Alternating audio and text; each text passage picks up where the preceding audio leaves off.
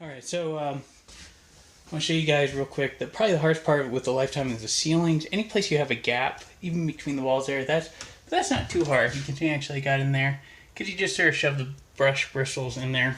Where it's really hard is with this type of ceiling, but I like this type of ceiling. But I'm going to show you here. Unfortunately, I try and do this one hand. I have to leave the bucket, or the little cup, paint cup, whatever, over here. I have my stuff. I'm going to stab this really well as I can, so I don't have too much. I'm going to do this in reverse order now because I'm starting with a small brush. But, so you can see where I stopped right about there, if this will focus. Could go to the next one. And see if and usually I'd start down here at the end. Kind of dab in there just to get back in there as far as you can. Already done the supports there. And then I'm going to bring this. Wow, this is really having trouble focusing. Gonna bring this down gradually and do multiple strokes. Just make sure I get really good coverage down in through that crack and just a little to either side.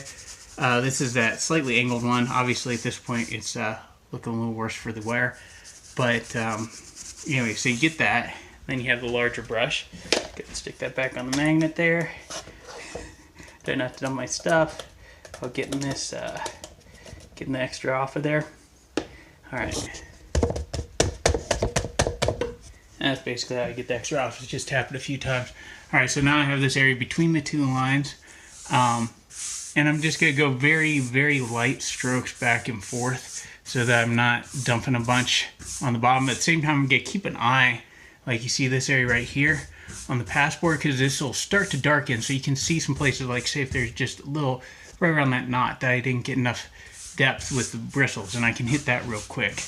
So this starts to change color really, really quickly, which is nice because you'll immediately see any kind of, well, not immediately, but you'll quickly see any missed spots just that didn't get wet enough.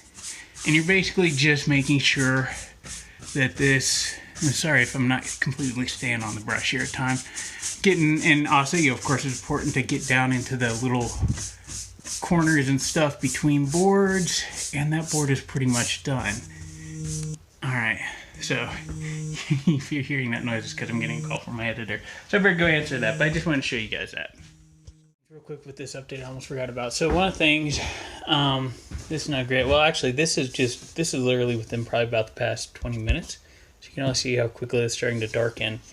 Down here on these boards was a little darker. Basically, I took 120 grit sandpaper on my little electric sander, and I went back and forth a little bit on kind of the dividing line where I stopped, because this was probably 2 or 3 days ago at least I stopped here. Basically to help this blend in better after I apply the Lifetime. You can also see where I did that, where I went down the edge here. Actually, I could probably hit that just a little bit more, but there's sort of, you can see there was kind of a dark streak here where I'd done this. Even though that was more recently and might have been fine, I decided not to. I just want to show you that. The other thing I know, actually it came up in one of Randy's videos recently. He was talking about the ceiling and the lights. You'll see a lot of other builders' homes that they actually have like the lights up into the ceiling. Well, that's because their ceiling's actually down here a good bit. This gives you more, not just usable headroom. The reality is, I mean, this whole ceiling could go down probably like, to here, and I wouldn't hit my head. But it's not just about whether or not you hit your head. By having this kind of thing, the other thing that you get is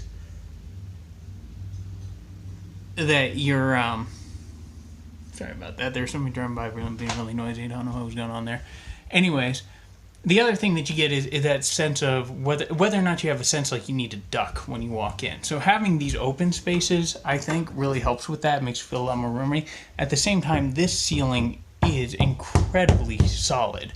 I mean, I'm not gonna like coast dancing up there, but nobody really dance with the amount of headspace anyways. But still, it's, I don't know, I really like it. I think these boxes are looking really good. This one's still wet. I just applied the Lifetime, which actually I almost forgot to wipe off the light. And I will just go with these fixtures. I'm not even taking the lights off, although now I need to hit like a little spot right there. But so here's one over the door, and you can see how that's come out with the Lifetime on it. And I think that's gorgeous. Once I put the linseed oil on there, that's going to be just amazing. You can see up here, I did hit this, but I'm not sure what's going on with the wood. I'm going to have to sand that and go again. I might just not have hit with enough. Another fun thing with Lifetime is really if you want to be extra lazy, you can sand and then without cleaning off, just immediately start applying Lifetime, because, you know, the sawdust really doesn't make an issue for you.